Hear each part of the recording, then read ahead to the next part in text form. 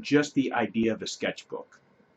Just sketching in clay and having fun with it, not worrying about the outcome.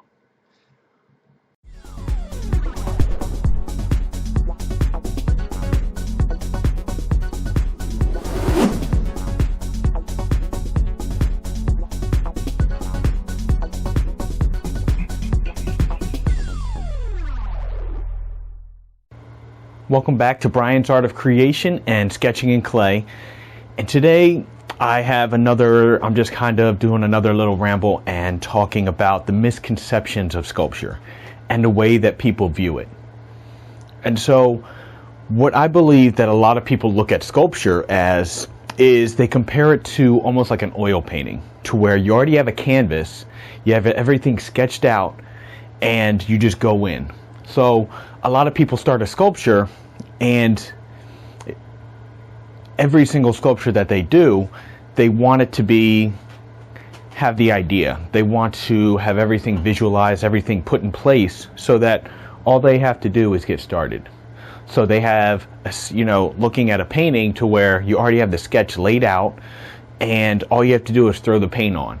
Now, there's still a lot of changes and creativity that goes into it, to where, you got to make sure that the colors are working, and there's going to be certain things that may have to get adjusted. And there's still a lot of work and a lot of amazing, changes and creativity that goes into it, but it doesn't have to be planned out like that. The other thing is people have started doing more with doing small studies and maquettes for larger pieces, to where they'll do a small study to figure out exactly what kind of character they want to make, and then they'll use that as a sketch for the big piece, and they're going to make it as a larger piece. And they might do a couple maquettes to figure out the posture or the character design or whatever. And I think that's been amazing too. However, another option that is not used very often is just the idea of a sketchbook.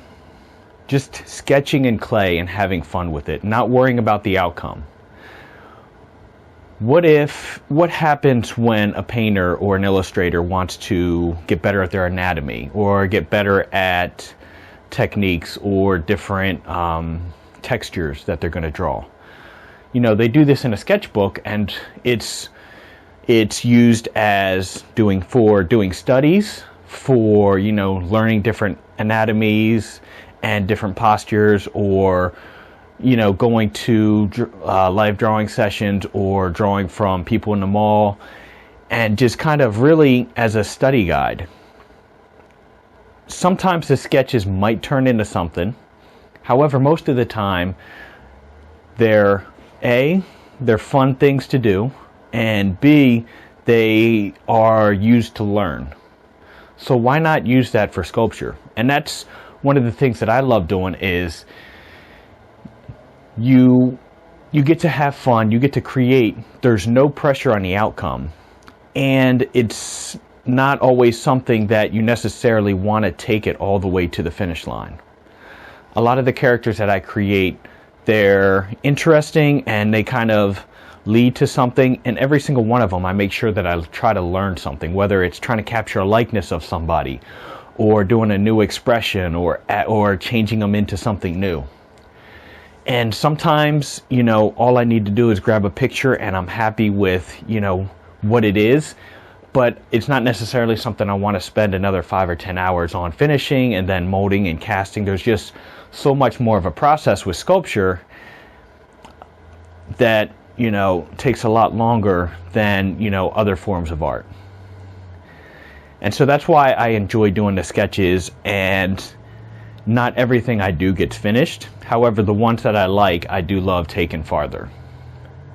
Now, the other thing that you have to worry about is getting on the flip side of this, to where you're afraid to finish a piece, and to where you're not finishing a piece because you're not sure if it's good enough, or you're not sure if